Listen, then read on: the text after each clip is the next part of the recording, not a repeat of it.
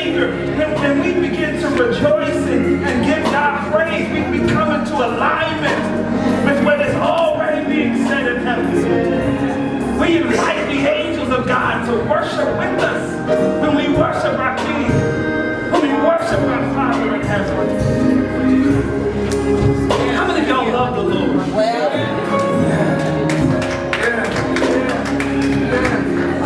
Can we do it one last time? I swear.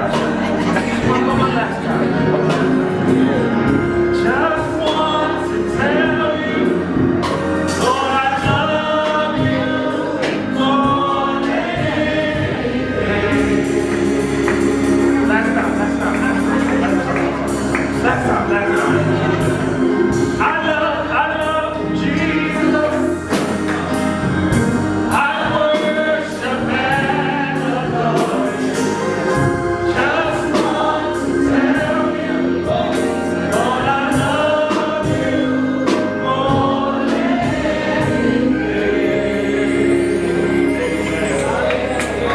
Can we give God a hand clap?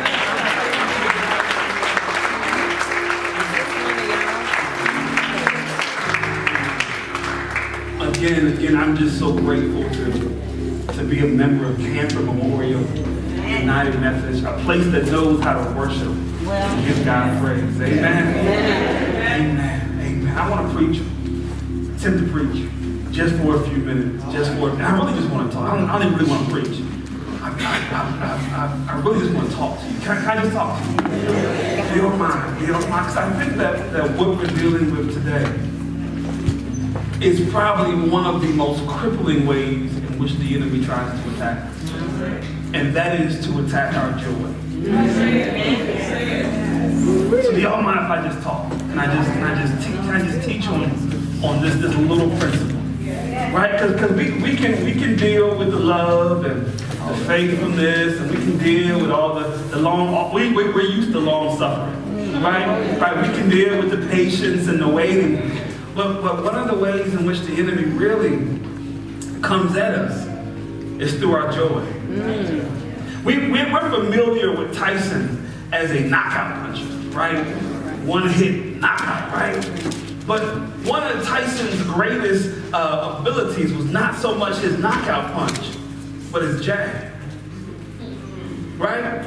He's one of the greatest jabbers of all time. He get on the inside of you and just mess your insides up, right? And so by the time he got ready for his knockout punch, you were already on the way down. You was like, okay, thank you. Right?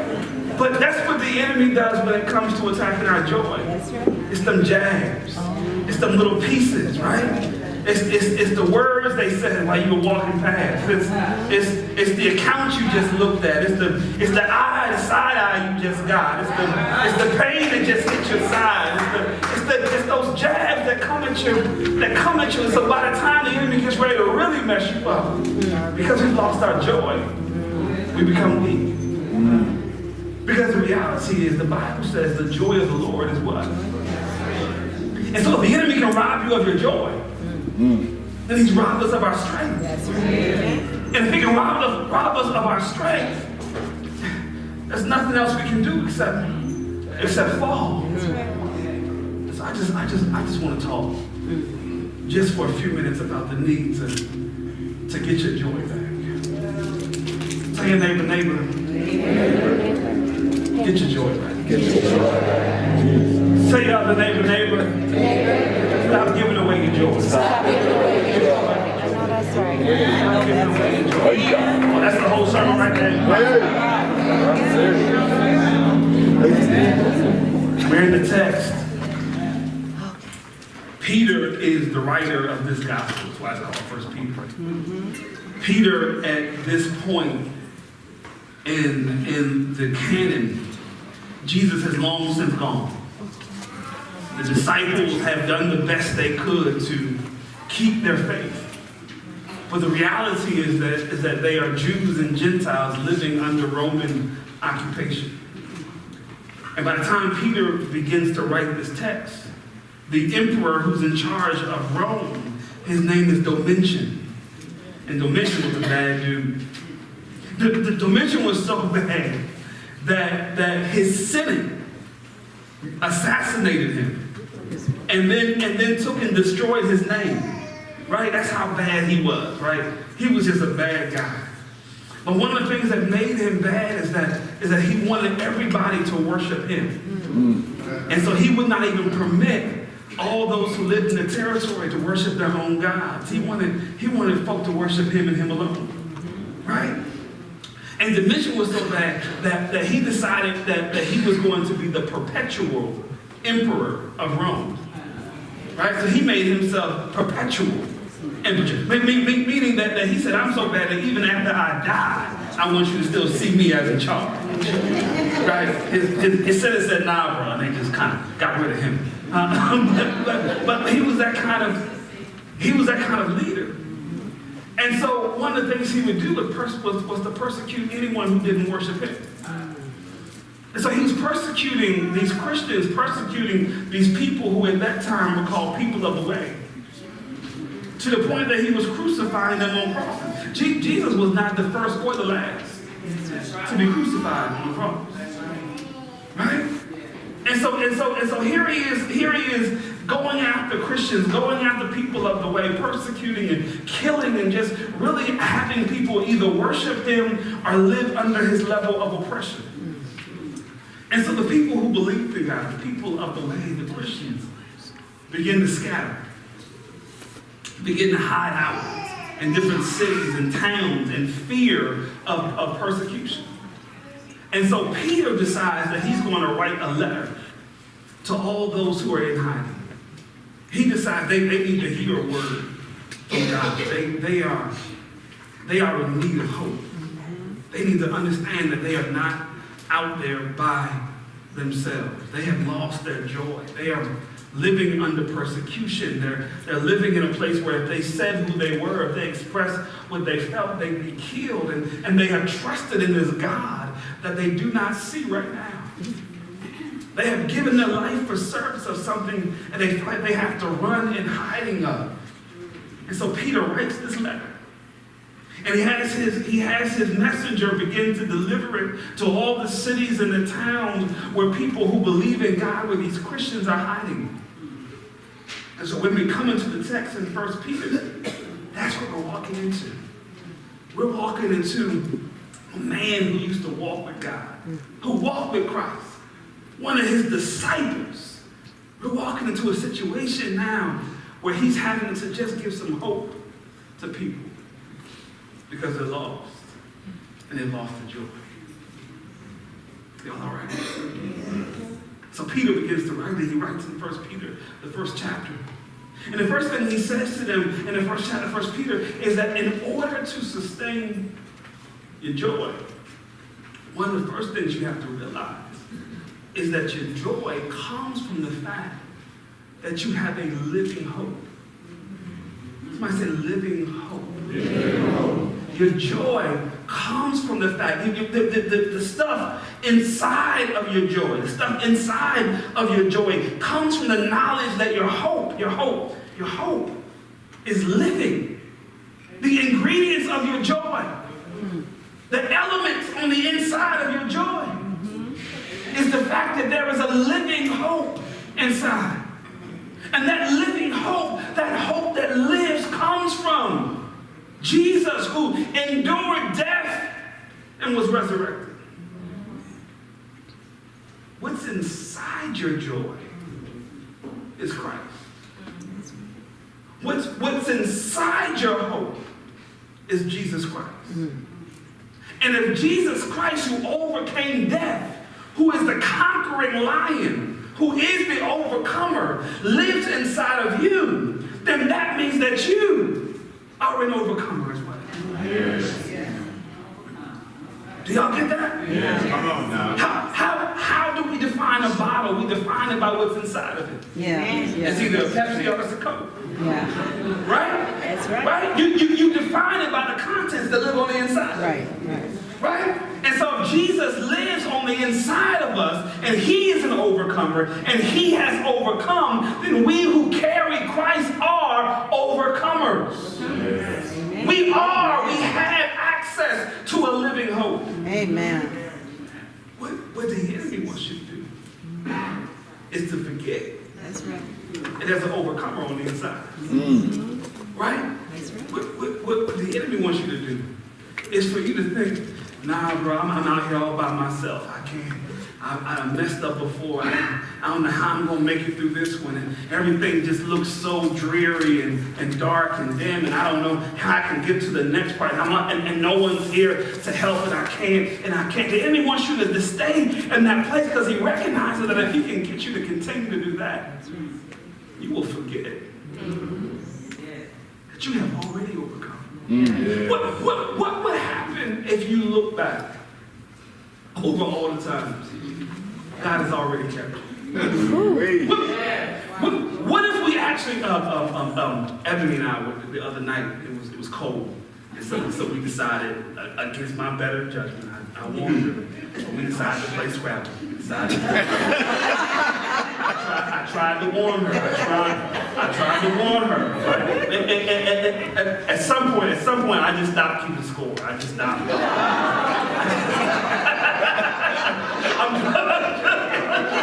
Because it just, it got to be that kind. You understand? Yeah. You understand?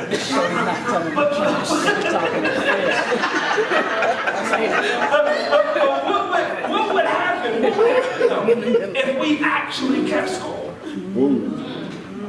I'm serious. What would happen if you actually kept score?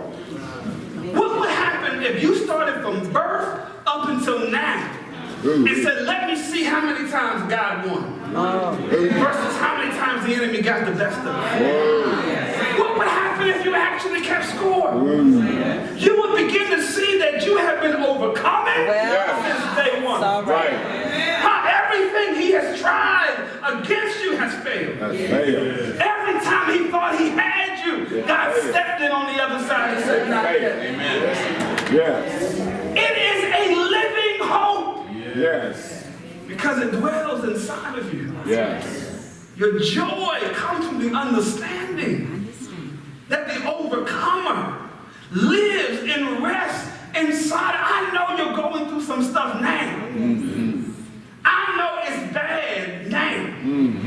I know today at 11:05, there are some challenges. Yes. But I dare you to look back at last year at 11:05. What you say? I dare you to look back 2 years ago at 11:05. I dare you just to begin to keep score, but you will find out there is an overcomer living on the inside of you. So where does my joy come from? My joy comes from the fact that I'm carrying a living hope. Yes. Where does my joy come from? My joy comes from the fact that I'm not out here by myself. My joy comes from the fact that when I started keeping score, I realized I've been winning since day one. Jesus is 10-0. 10-0. Almost like, look, almost like the Philadelphia Eagles. Oh, Lord.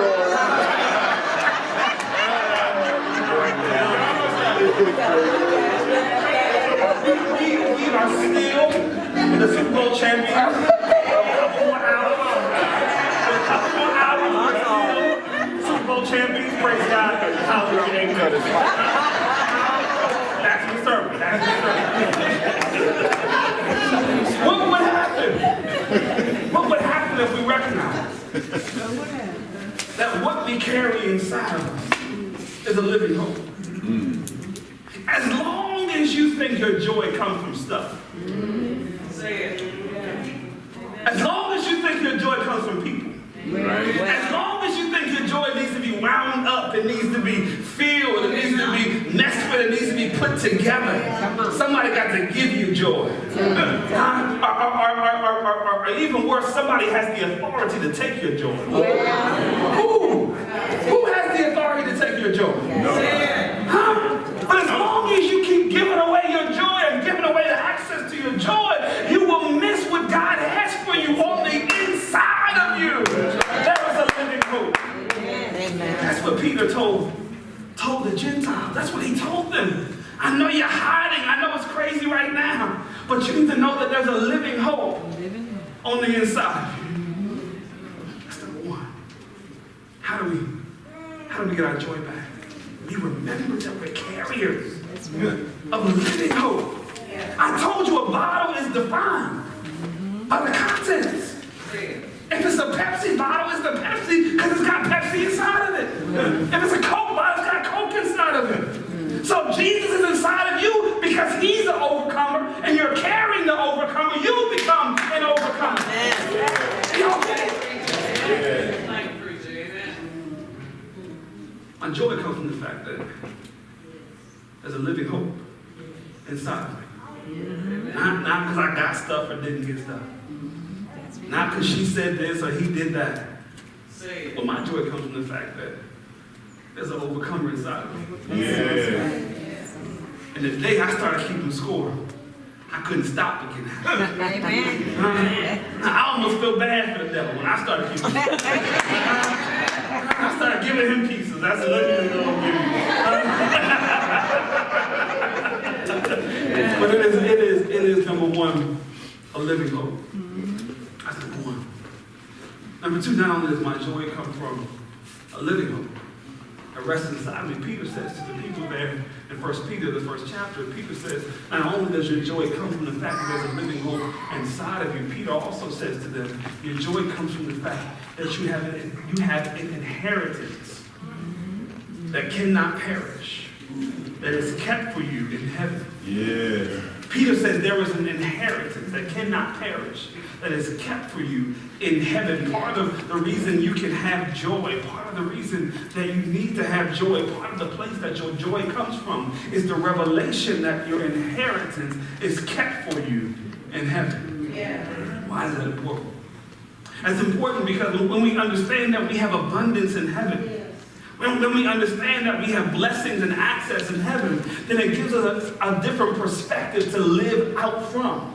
So we're no longer living from this place of lack. Yeah. Right? Right. Oh, I don't know how I'm going to do it. I'm all by myself. All by myself. We're no longer stuck in that place. But when I recognize that my inheritance is in heaven, I can go, wait a minute, I ain't standing for that. Amen. I ain't dealing with that. No, we're going to solve that right now. Right? It changes my perspective. It changes the way in which I operate. Peter says to the people, you have an inheritance that is laid up for you in heaven. You are not a people of lack. You are not a people who are without access. You are people who are connected to a God who has all power and authority. How you operate from that place changes your ability to hold on to your joy. Yes. I don't let it go. Does that make sense? When we were growing up, my father was super tight when it came to money. Super. I mean, we use words like curmudgeon, Scrooge, Grinch. I mean, he knew where every penny was in the house. You know, he was that kind of person. Somebody say amen. Y'all know him like that. Amen. And so when he would take us to Ocean City to the beach, he would give me a $20 bill, and he would give my older sister Dot a $20 bill. And he would say, listen, you got $20. Whatever you do with it, it's up to you. But when it's gone, we leave it. Right? So we can decide to spend it on games, you know, or food, you know, but whatever we did, once that 20 was gone, we had to leave, right? And so me being who I am, you know, I take my 20, I'm gone. You know, I'm playing video games, I'm buying cotton candy and French fries, and you know, about 15 minutes later. You understand? About 15, 20. Game, I was winning. You know, I'm out of money. You know, so I gotta go back and find him. It never failed that whenever I would go back and find him, that there he would be eating somewhere with my older sister. They got a full platter of food. And they're just relaxing and chilling. And so I would ask Dad, my older sister, how you still got your 20? Y'all up here eating, and y'all done played games, and she said, because I stayed by daddy.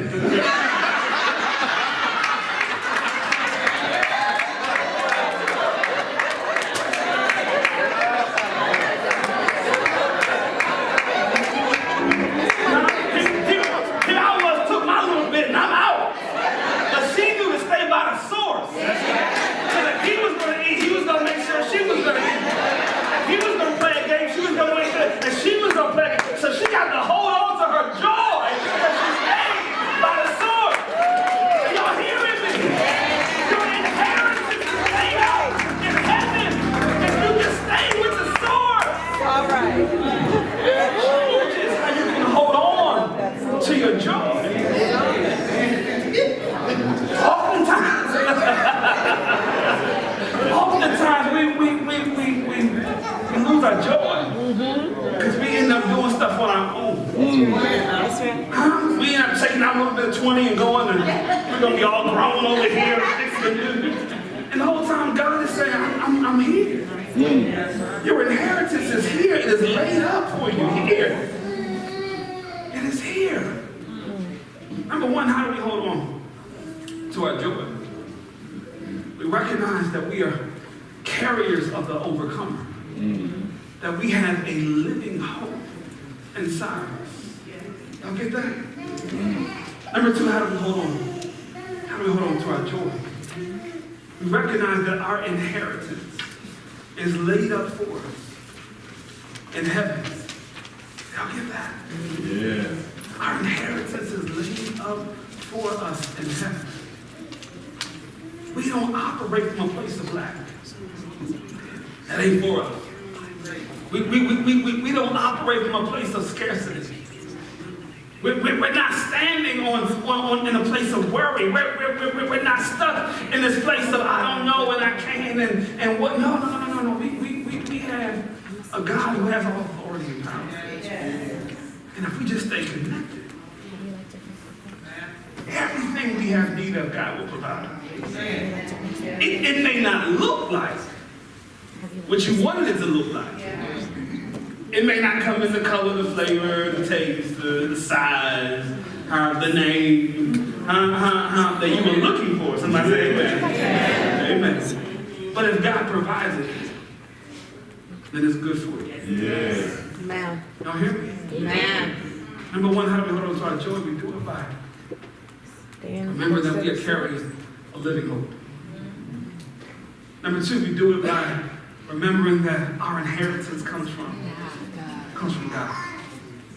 And then watch this, number three, how do we do it? Peter says to the people there in 1 Peter, the first chapter, Peter says to them, after you have recognized that your inheritance comes from heaven, then you must also understand that there is a shield of protection that God has for you. Amen. Part of the way in which we contain and keep our joy is recognizing that we have a shield of protection. That's right. That God's shield is upon us. That God is keeping and covering us. Here's the thing. We often preach and sing from this idea that no weapon formed against us shall prosper. Right? We sing that, we preach that, no weapon formed against us shall prosper. Right? All that kind of stuff. But have you ever wondered why the weapon can't prosper? It's not that it wasn't well formed. They did their job. They had the engineers come in and figured out the mechanics of it. So it's not that the weapon wasn't well formed. And they were even accurate in their sights, right? They launched it from the right position at the right moment, at the right time. They lined it up and knew exactly how they were gonna, So it isn't that it has anything to do with how it was launched or where it was launched from, or even how it was formed. The reason I want y'all to get this. The reason why the weapon can't prosper, why the form won't prosper, is because when it was launched, God raised up a shield. So speak it. And so though it was targeted directly at you, when it hit the shield, it could not prosper and hit you. Amen. Do y'all understand? Yeah. It wasn't that they didn't fire. That's right. They fired the weapon. It was well made. It was right on target. But because you were under the shield of God's protection, right when the weapon was about to hit you, God raised up his hand and said, no, not yet. That's right. Oh, Pastor, that sounds good. But I've been hit. Can we address that? That's a great sermon, Pastor. I love it. Nice glasses, Pastor. But I've been hit. Okay. I got the scars to prove it. Yeah. Can we address that, Pastor? In mind, Pastor, we address it, and we address these scars. Here's the reality. If you're being hit by the launch and the attacks of the enemy, it is because of one or two things. Either number one, you have moved outside the hand of protection. So while God has raised up his shield to protect you, you decided you're going to stand over here. Now God's not going to chase you down with his shield. Either we're going to live under the will of God, or we're going to get what the enemy is trying to launch at us. You understand? So number one, if we are experiencing the attacks of the enemy, and if our joy is missing, part of the reason that it may be missing is because we're now operating outside of the shield of what God has for us. Y'all get that? Yeah. We are no longer under the wheel. We have stopped worshiping. We have stopped seeking God's word. We have stopped studying God's word. We have stopped coming and being a part of places where God is on the move, and still we just out here. That's right.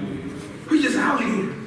Wondering why we keep losing our joy, and God is saying the entire time, if you get under my shield, Well, you don't have to experience these pieces. But as long as you try to do it on your own out here, that's right. my shield can't chase you down. Amen. I won't do it, says the Lord. And listen, the reason why God will not chase you down with his shield is because if God chased you down with his shield in your sin, it would be God confirming and saying it's okay what you're doing. Right. Do y'all get that? Yeah. Y'all get that? If God was just like, well, go ahead, I got you. Right. It would be God co-signing to your sin. That's right. And so God can't do that. And so in order to remain under God's shield, I've got to remain under God's protection. I have to remain in that place. That's number one. So if for some reason, these launches of the enemy are hidden, one of the reasons may be that we're outside the shield of God's protection. All right, here's the second. Y'all gonna be all right? Yes. Sure? Okay. We got a new welcome center. Thank God for Chaplain Irene and her team. Kind of put the decorating together. Praise God for them. I got to say. So Wednesday it was negative 30 or 40. And so I brought Ron, my 7-year-old, and we put together chairs and tables. And that was his job on Wednesday. Was so y'all fall.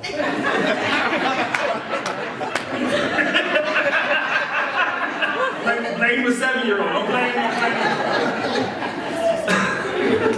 So number one, if we are experiencing the attack of the enemy, if those arrows and those weaponry is hitting us, number one is probably because we're operating outside of the shield. But here's the other. Sometimes, much of the attack we experience is because we ourselves have become suicide bombers. That's right. Oh, my word. Much of the attack we experience is suffering. Amen. God will protect you from the hand of the enemy. God will guard you from those attacks. But if you're picking up rocks and throwing them at yourself, Come on now. you're stabbing yourself. That's right. Go ahead now. Pastor, how do we do that? Blessings and curses come out of our mouth. That's right. What have you said about yourself? What are you saying about your own condition?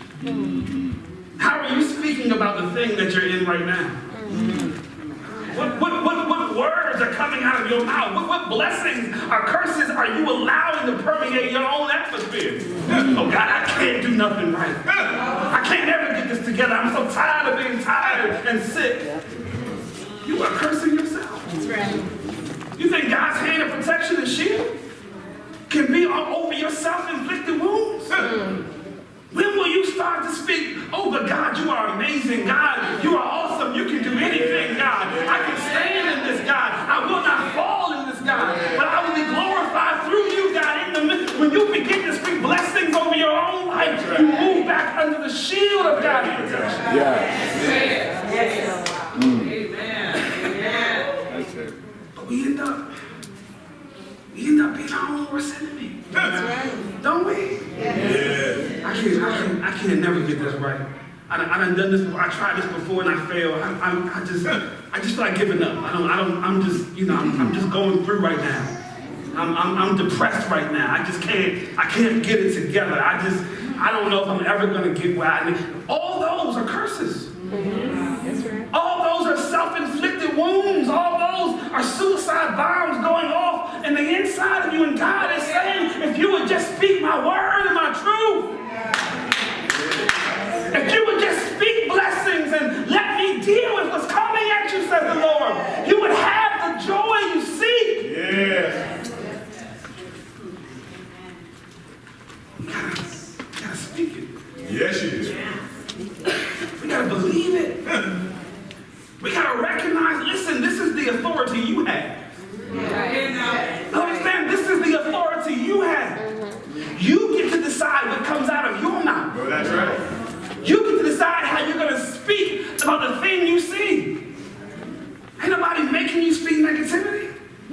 That's true. There's no puppeteer going on here controlling your, You get to decide how you talk about the very thing Well, that's right. that you see. As long as we're speaking words of negativity, I want y'all to hear me. It's not cute. It's a curse.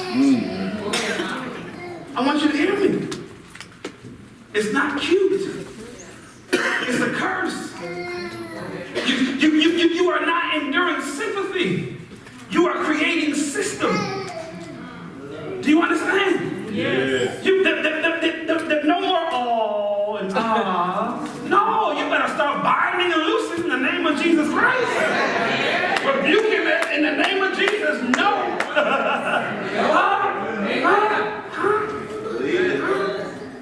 You control this. You control whether blessings are coming out of your mouth or curses are coming out of your mouth. Peter says to the people, if you want to stay under the shield of God's protection, if you want God to deal with these weapons that are being formed, because they're going to get formed, and they will get launched. But the only way they won't make their impact is if they hit a different target before they get to you. And God said, if you want me to be that intermediator, y'all understand what I'm trying to say. And you want scrabble. If you want, God said, if you want me to be that, then you must stay under my shield. Y'all get that? Yeah. Number one, how do I keep, I'm done, how do I hold on to my joy? How do I hold on to my joy? Number one way I hold on to my joy is to recognize that I am carrying within me a living hope. Yes. If the overcomer is in me, then I am an overcomer. Do the work. Make the list. Look back and see how many times God showed up. Look back and see how many times you were so stressed out and worried and what God did. Yeah. Look back and see how God brought you from that mess to where you are right now. And begin to see that you have been winning since day one. Yeah. How do I maintain my joy? I recognize that I'm carrying the overcomer. I have a hope that is alive on the inside of me and cannot be killed or thwarted by the enemy. An unstoppable, irrevocable hope named Jesus Christ. Yes. Number two, how do I keep that joy? How do I hang on to that joy? By recognizing that my inheritance is already laid up for me. Yes. My inheritance comes from God. My inheritance is right there. So if I stay with the master, I'm good. That's right. That's right. I'm out here trying to spend my little 20. I'm messed up. But if I stick with the master, then every good and perfect gift that God has, he will bestow upon me. But not keep one good thing from me. Right? Number three, how do I keep my joy? I stay under God's shield. Yes. I let every bullet I see, I get right back under the shield. There you go. That's Huh? right. I let every bullet, every attack of the enemy, I find the shield of God and stay right in that place. and let God absorb that instead of me taking it on. That's right. Right? Right? I'm not going to get outside God's will. I'm gonna start reading my Bible. I'm gonna start studying. I'm gonna get here when I can. I'm gonna be a Bible study when I can. I'm gonna cut the TVs and radio. I'm gonna go back to the fast. I'm gonna pick up some of them scriptures and pieces. I'm gonna start studying God's word. I'm curating my environment and atmosphere, making sure folk around me know the Lord, and I'm speaking positivity. I'm not gonna stay up into all this negative stuff. I'm gonna start rebuking and binding. I'm gonna start blessing and not cursing. I'm gonna start speaking God's word. I'm gonna stay up under the shield of That's God. right. That's right. Yes. And when I do that, I take less hits. All of a sudden, I feel good. I feel all right. I put in the shield. I put in the shield. But if I step outside that, that's when I endure that mess. I'm done. But I just want you to get this. The first attack of the enemy is always against your joy. Yes, it is. The enemy's first attack is always against your joy. Because the enemy knows, even if you don't know, the enemy knows that your joy is where your strength lies. That's right. And so if the enemy can get your joy, he got your strength. And if he can get your strength, then it's just a matter of time before you're out for the count. I want to pray. Communion store circle. I'm waiting, but I want to pray. I want to pray that this will be the day when you get your joy back. Y'all hear me? Yes. I want to pray that this would be the day that you get your joy back. This would be the day that you remember that the God of heaven's army is your Savior. This would be the day that you remember that you are carrying a hope that is alive. This would be the day that you'll remember that your inheritance is laid up for you in heaven. You don't have to operate out of lack anymore. You don't have to worry about how it's going to happen anymore. But if you just trust God in this season, you will see revelation like you have never seen before.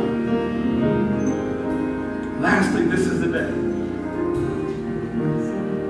where you will get back up under that shield of God's protection. Yes, sir. No more suicide bombs. No more self-inflicted wounds. No more operating outside. But this is the day where I'm going to get back in alignment with who and what God has called me to. I believe you will see the good of the Lord. You will see joy in this season.